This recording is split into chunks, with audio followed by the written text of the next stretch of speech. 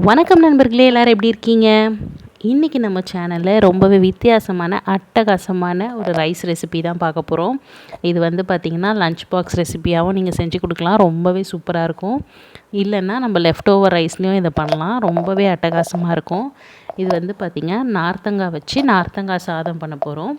நார்த்தங்காய் வந்து காயிலையும் நீங்கள் செய்யலாம், இல்லை இந்த மாதிரி பழுத்து உங்களுக்கு கிடச்சிதுன்னு வச்சுக்கோங்களேன், அதுலேயும் நீங்கள் இந்த மாதிரி செஞ்சு கொடுக்கலாம். ரொம்பவே டிஃப்ரெண்ட்டாக சூப்பராக இருக்கும். அதுக்கு வந்து பார்த்திங்கன்னா ஃபஸ்ட்டு இந்த மாதிரி நார்த்தங்காய் வந்து நம்ம ஜூஸ் பிழிஞ்சு எடுத்துக்கலாம். இது வந்து பார்த்திங்கன்னா கொஞ்சம் சின்ன சைஸாக இருக்குது. ஸோ கையிலேயே பிழிஞ்சிடலாம். நீங்கள் காய எடுக்கிறீங்க கொஞ்சம் அப்படின்னா, பெருசாக இருக்குன்னா நம்ம வந்து சாத்துக்குடிலாம் பிழிவோம் பார்த்திங்களா, அந்த வந்து ஜூஸில் கூட நம்ம பிழிஞ்சு எடுத்துக்கலாம். இது வந்து பார்த்திங்கன்னா நல்லா பழுத்திருக்கு. ஸோ நம்ம இப்படியே பிழிஞ்சு இந்த மாதிரி வந்து கொட்டையெல்லாம் வடிகட்டியில் நின்றுடும். ஸோ நம்ம மாதிரி பிழிஞ்சு எடுத்து வச்சுக்க போகிறோம்.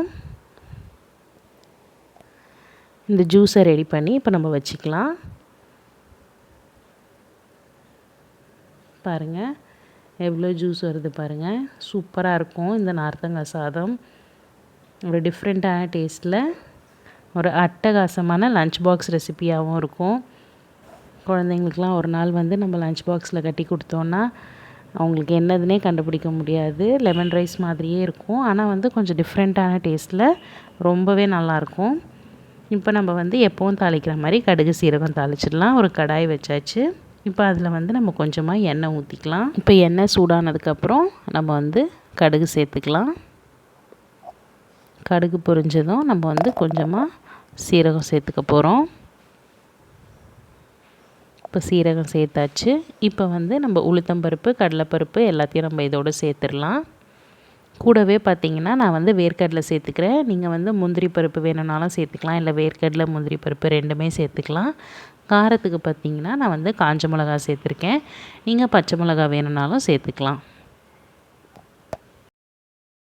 இப்போ கொஞ்சமாக இஞ்சியும் நான் இதோடு சேர்த்துருக்கேன். துருவி வச்சுருந்த இஞ்சி சேர்த்தாச்சு. கருவேப்பிலை, கொஞ்சமாக பெருங்காயத்தூள், அப்புறம் கொஞ்சமாக மஞ்சத்தூள் சேர்த்து நம்ம கலக்கிடலாம். இப்போ வந்து நம்ம ரைஸை இதோடு சேர்த்துக்கலாம். நம்ம வந்து வேணும்னா வந்து மஞ்சத்தூளும் பெருங்காயத்தூளும் நம்ம ஜூஸ் பிழிஞ்சு வச்சுருந்தோம் பார்த்திங்களா, அதுலேயே கூட நம்ம சேர்த்து கலந்து வச்சுக்கலாம். இல்லைன்னா இந்த மாதிரி நம்ம எண்ணெயிலையும் சேர்த்துக்கலாம். இப்போ நம்ம வந்து ஆற வச்சுருந்த சாதத்தை இதோடு சேர்த்து நல்லா கலந்து விட்டுறலாம். நம்ம வந்து ஜூஸ் வந்து இப்போ சேர்க்கக்கூடாது. நீங்கள் லெமன் ரைஸே செய்யும்போது கூட பார்த்திங்கன்னா நம்ம யூஸ்வலாக ஆஃப் பண்ணிட்டு தானே செய்வோம். அந்த மாதிரி லெமன் ரைஸையும் நீங்கள் இந்த மாதிரி ரைஸ் போட்டு கிளறிட்டு அதுக்கப்புறமா நம்ம வந்து லெமன் ஜூஸ் ஊற்றலாம். இப்போ இதுக்கு தேவையான அளவுக்கு உப்பையும் நம்ம இதோட சேர்த்தாச்சு. இந்த நார்த்தங்காய் ஜூஸையும் நம்ம இதோட சேர்த்துட்டு கலந்துட்டு உடனே நம்ம ஸ்டவ்வை ஆஃப் பண்ணிடணும். இப்போ கடைசியாக சேர்க்கும்போது அதோடய ஃப்ளேவர் பார்த்திங்கன்னா ரொம்பவே சூப்பராக இருக்கும். அதனால் நீங்கள் லெமன் ரைஸ் செய்யும்போதும் இந்த மாதிரி நீங்கள் ட்ரை பண்ணி பாருங்கள். இப்போ கடைசியாக இறக்கும்போது நம்ம கொத்தமல்லி தூவி இறக்கிட வேண்டியது தான். நம்ம ஸ்டவ் வந்து ஆஃப் பண்ணிட்டோம். ஜூஸ் ஊற்றி நம்ம வந்து கொஞ்சம் நேரம் அப்படி கலர்னாலே போதும். சும்மா ஒரு செகண்ட் அப்படி கிளறிட்டு நம்ம ஸ்டவ் ஆஃப் பண்ணிடலாம். அவ்வளோதான். அட்டகாசமான டேஸ்ட்டில் பார்த்திங்கன்னா நமக்கு நார்த்தங்காய் சாதம் செமையாக ரெடி ஆகிருக்கு. நீங்களும் ட்ரை பண்ணி பாருங்கள். இந்த வீடியோ உங்களுக்கு பிடிச்சதுன்னா லைக் பண்ணுங்கள். மறக்காமல் நம்ம சேனலுக்கு சப்ஸ்கிரைப் பண்ணி எங்களுக்கு சப்போர்ட் பண்ணுங்கள். திரும்பவும் இதே மாதிரி ஒரு சூப்பரான வீடியோவில் உங்களை பார்க்குறேன். அது வரைக்கும் பாய்.